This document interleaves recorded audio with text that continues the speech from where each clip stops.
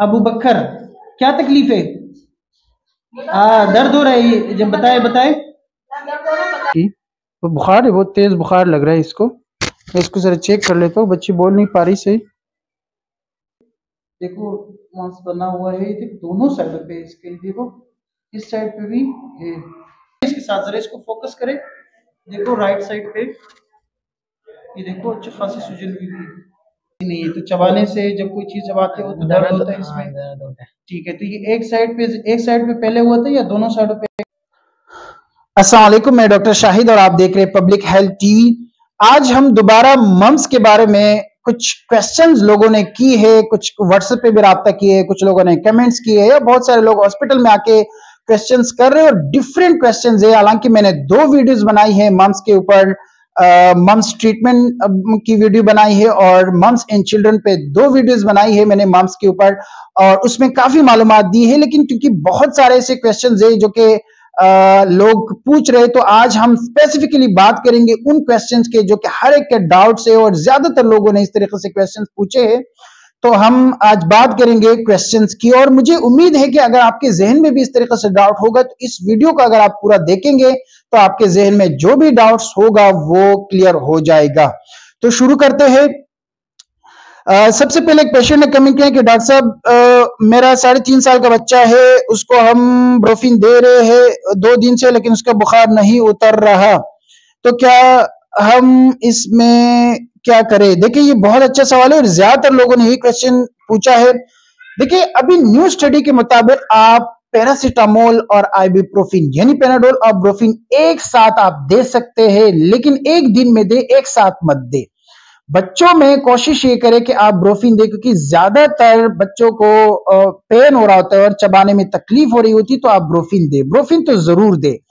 अगर ब्रोफिन से उसका बुखार नहीं उतर रहा, आपने 3 टाइम उसको ब्रोफिन उसके डोज के मुताबिक दे दिए, सुबह आपने दे दिए, तो सुबह आपने ब्रोफिन दिया है और अब उसका बुखार नहीं उतरा, तो 2 घंटे के बाद आप इसको पेनाडोल भी दे सकते हो, और जब तक इसको बुखार है आप पेनाडोल हर 6 घंटे के बाद इसको आराम से दे सकते हैं।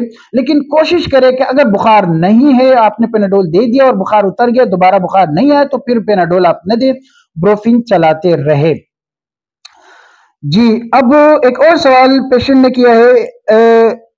जी डॉक्टर साहब मेरा नाम सईद अब्बास है, मेरा 9 साल का बच्चा है। ये कमेंट में बहुत सारे लोगों को ये सवाल पूछा है, लेकिन कोई आंसर नहीं दे रहा हूं, मैं बहुत परेशान हूं।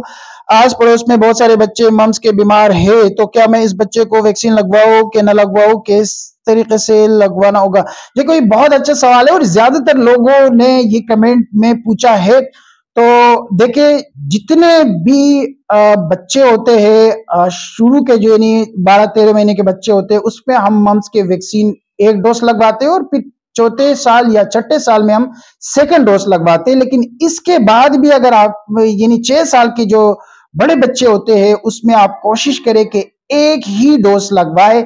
अगर 9 साल का बच्चा है तो आप जाए सिर्फ एक ही मोनोवेलेंट मम्स का वैक्सीन ले और इसको लगाए, दूसरे डोज लगाने की जरूरत नहीं है। एक ही डोज लगाने से उसकी जिस्म में आर्टिफिशियल इम्यूनिटी बन जाएगी और ये वायरस उस पर अटैक नहीं करेगा।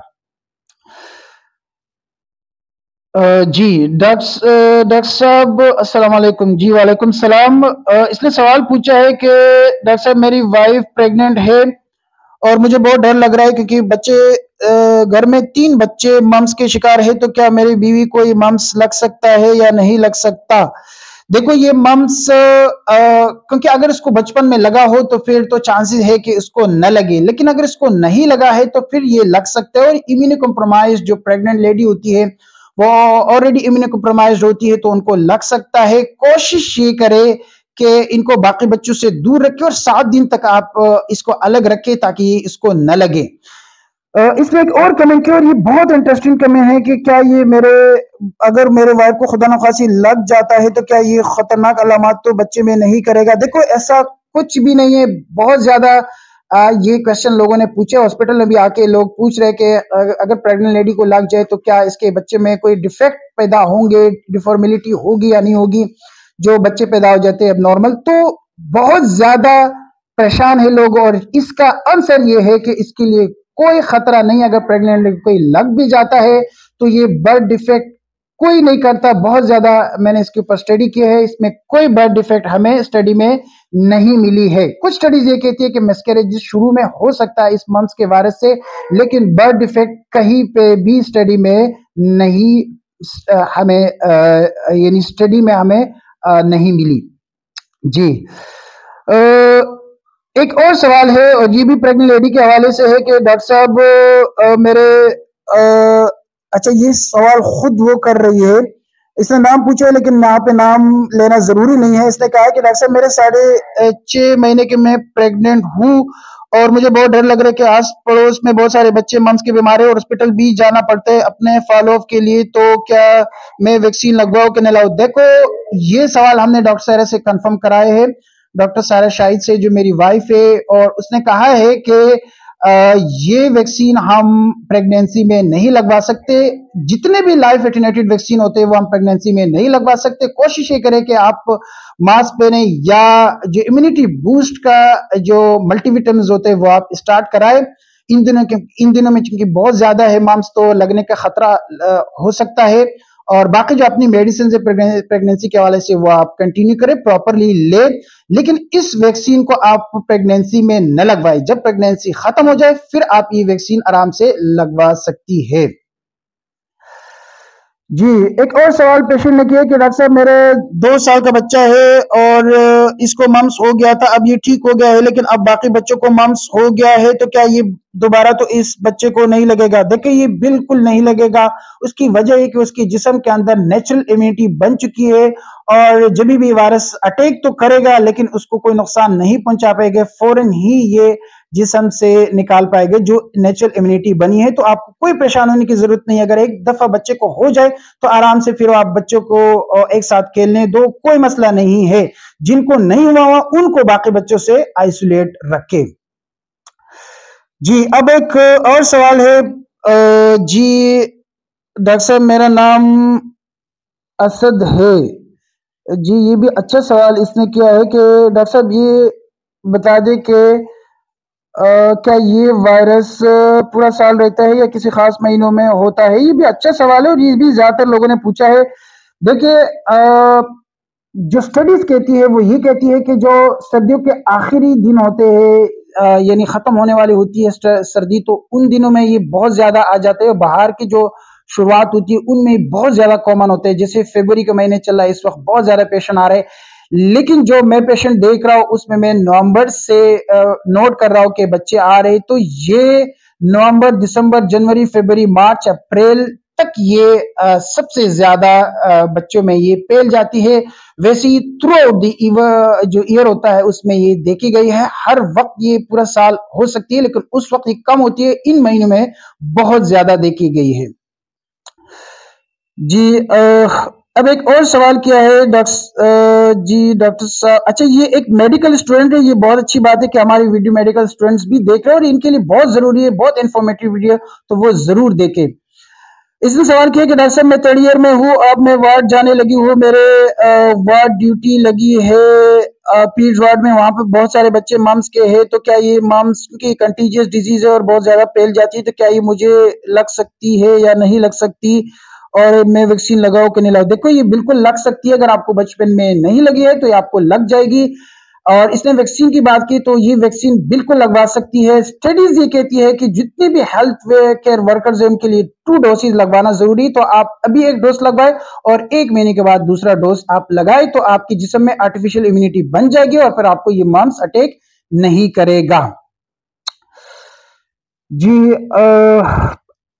एक और सवाल है डॉक्टर साहब, अस्सलाम वालेकुम। वालेकुम सलाम जी। इसने सवाल पूछे कि मेरा 4.5 साल का बच्चा है, उसको इतना शदीद दर्द हो रहा है, पहले एक साइड पे था अब राइट साइड पे होने लगा है, पहले साइड पे जो था उससे इतना दर्द नहीं हो रहा था, लेकिन अब जब राइट साइड पे होने लगे बहुत शदीद दर्द हो रहा है, 4 दिन हो चुके हैं, क्या इसको हम एंटीबायोटिक स्टार्ट कराए कि नहीं कराए? देखिए अच्छा इसने पूछा है कि मुंह भी नहीं खोल पा रहा तो खाना भी सही नहीं कर पा रहा। देखो ये बहुत ज्यादा बच्चों में देखा गया है, जो छोटे बच्चे होते हैं वो उनमें ही सबसे ज्यादा मसला होता है कि उनको शदीद दर्द हो रहा होता है, इसीलिए हम ब्रोफिन को प्रिफर करते हैं ताकि बच्चे को जो दर्द हो रहा है वो कम हो, क्योंकि ब्रोफिन जो है वो फीवर को भी कम करता है और एंटी इन्फ्लेमेटरी भी है।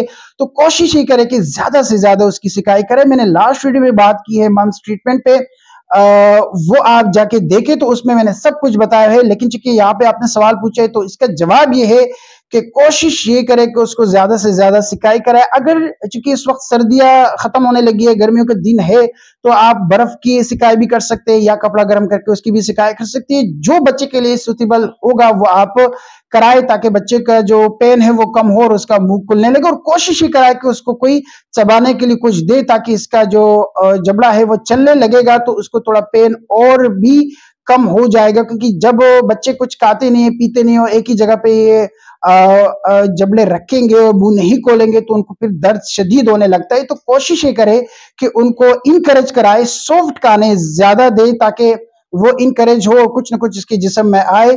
और ज्यादा कोशिश ये करे कि जूसेस दे, और सिट्रिक एसिड ये नहीं, लेमन जूसेस और ऑरेंज जूसेस ज्यादा दे ताकि उसकी इम्यूनिटी बूस्ट हो और इस वायरस को फौरन जिस्म से निकाल सके। इसलिए एंटीबायोटिक की भी बात की, देखिए कोशिश ये करे कि 7 दिन से पहले एंटीबायोटिक नहीं दे। मैंने बहुत सारे बच्चे देखे हैं जो ज्यादा कंप्लेंट्स के साथ होते हैं, हम एंटीबायोटिक नहीं चलाते फिर भी वो ठीक हो जाते हैं। तो यहाँ पे आपको मैं ये कहूंगा कि इसने ये सवाल पूछा है कि मेरे घर से बहुत हॉस्पिटल दूर है तो घर में कोई होता भी नहीं है तो मुझे आना जाना बड़ा मुश्किल होता है। तो ये देखिए आप कोशिश करें एक दिन मजीद वेट कराए, क्योंकि 4 दिन हो चुके हैं तो 5वें दिन पे बहुत सारे बच्चे को कंप्लेंट जो है वो कम होने लगते हैं। तो एक दिन मजीद वेट करवाए। अगर फिर भी उसको कंप्लेंट है तो आप ऑगमेंटिन या केलोमॉक्स का जो सिरप है वो ले और वो 5 डेज तक फिर आप सुबह शाम 156.25 mg का जो सिरप है वो आप एक एक चम्मच सुबह शाम 5 दिन तक आप पिलाते रहे। और कोशिश ये करिए आप ब्रोफिन दे अगर इसको दर्द ज्यादा है। अगर बुखार नहीं है तो पेनाडोल देने की जरूरत नहीं, जैसे मैंने पहले कमेंट में बात की, लेकिन ब्रोफिन आप जरूर दे। जी एक सवाल पेशेंट ने किया कि डॉक्टर साहब मेरे बच्चे को सिर्फ बुखार हो रहा है, उसको कोई दर्द नहीं है, तो दर्द आपने ब्रोफिन की बात की है पिछली वीडियो में, तो हम ब्रोफिन दे या पेनाडोल दे? देखिए अगर उसको बुखार हो रहा है, दर्द नहीं है, तो फिर आप पेनाडोल ही दे। हम ब्रोफिन को इसलिए प्रेफर करते हैं क्योंकि ज्यादातर लोगों को चबाने में मसला होता है, इसीलिए ब्रोफिन को प्रेफर की जाती है। लेकिन आप पेनाडोल भी दे सकते हैं। बुखार चूंकि ज्यादा है तो बुखार के लिए सिर्फ और सिर्फ पेनाडोल दे। और बाकी जो मम्स की ट्रीटमेंट है वो आप मेरी वीडियो देख सकते हैं, आपको स्क्रीन में दिखाई दे रहे, आप जाए यूट्यूब पे सर्च करें और ये वीडियो आप देख सकते हैं। जी एक और सवाल क्या है पेशेंट ने, ये भी बहुत अच्छा सवाल है कि डॉक्टर साहब मेरे बच्चे को अभी हो गया है लेकिन बाकी बच्चे खेल रहे हैं और आपने बात की कि दूसरे बच्चे को लग जाती है तो उनको तो नहीं लगा। देखे इसकी दौरानियां इतना जल्दी नहीं होता कि ये बच्चे को वायरस आ जाए और फौरन ही उसके जिस्म में अलामात शुरू हो जाए। तो ये इसको तकरीबन 2 हफ्ते से लेकर 3 हफ्तों का टाइम लगता है कि ये जिस्म में ये वायरस डिवाइड हो और फिर ये अलामात पैदा करे। तो कोशिश ये करें कि आप सुनी सुनाई बातों पे ना आए कि ये तो दोबारा नहीं लग सकता, ये सॉरी ये बाकी बच्चों को नहीं लग सकते, बिल्कुल लग सकता है। और बहुत ज्यादा बच्चों को एक ही घर में 6-6 7-7 बच्चे भी देखे गए हैं कि उनको लगा है। तो कोशिश ये करें कि एक बच्चे को अगर हो गया है तो उसको आइसोलेट रखे, क्योंकि ये तकरीबन 2 हफ्ते के बाद अलामात दूसरे बच्चे में आने लगते हैं। तो आपको ये लग रहा होगा कि ये नहीं लग सकता, लेकिन ये 2 हफ्ते के बाद फिर अलामात आने लगेंगे और आपके लिए फिर नुकसान बन जाएंगे, बाकी बच्चों को भी फैल जाएगा। तो कोशिश करें कि जिस बच्चे को लगे उसको आइसोलेट रखे। जी अच्छा, ये एक प्रेगनेंसी के हवाले से एक और सवाल है, जी भी डॉक्टर साहब से हमने कंफर्म कराया है कि इसने सवाल पूछा है कि डॉक्टर साहब मैं बड़ा परेशान हूँ, मेरे बच्चे को कंपेयर हो गया था और मेरी वाइफ को मिसकैरेज हो गया है, तो इसकी वजह क्या है? ये तो नहीं है। देखिए ये भी बहुत अच्छा सवाल है और इस तरीके से सवाल बहुत जरूरी कि आप लोग करें, क्योंकि कोई कॉज तो पता होना चाहिए कि मिसकैरेज की क्या क्या हो सकता है। देखिए कुछ स्टडीज ये कहती है कि मम्स की वजह से मिसकैरेज हो सकता है, और ये भी हमने डॉक्टर सारा जो मेरी वाइफ है उससे हमने कंफर्म कराया है कि कुछ मम्स के जो लेडीज आई है उनको ये मिसकैरेज के यानी कंप्लेंट्स उन्होंने की है, उनको मम्स था, तो कुछ यानी जो प्रेग्नेंट लेडी है उनमें मिसकैरेज देखी गई है। बाकी जो मैंने बात की कि बर्थ डिफेक्ट कहीं पे भी नहीं देखी गई। तो कोशिश ये करें, क्योंकि इम्यूनो कम्प्रोमाइज जो लेडी होती है प्रेग्नेंट, उनको मम्स का खतरा लग सकता है, अदरवाइज उनको लगने का अक्सर नहीं होता। उसकी वजह यह है कि उनको अक्सर बचपन में लगी होती है और नहीं लगता, अक्सर खास बच्चे घर में होते हैं उनको भी नहीं लग पाता प्रेग्नेंट लेडी को। लेकिन अगर ये लग जाए, कभी कभार अलामात भी नहीं कराता और ये मिसकैरेज करा सकता है। तो ये जितने भी सवालात थे हमने लोगों के कमेंट्स के जवाबात भी कुछ दिए और कुछ इस वीडियो में आपसे शेयर की। बहुत सारे लोग सोल्यूशन मालूम करना चाहते हैं कि उनको कंप्लेंट्स, जितने भी बच्चों को कंप्लेंट्स हो रहे हैं और डिफरेंट सवालात थे, तो सारे हमने आपसे शेयर किए। अगर आपके जहन में कोई और डाउट्स है तो आप नीचे कमेंट में लिख के, ताकि फिर उसको भी हम रीड करें और फिर आपको इसका answer they they. Thank you very much.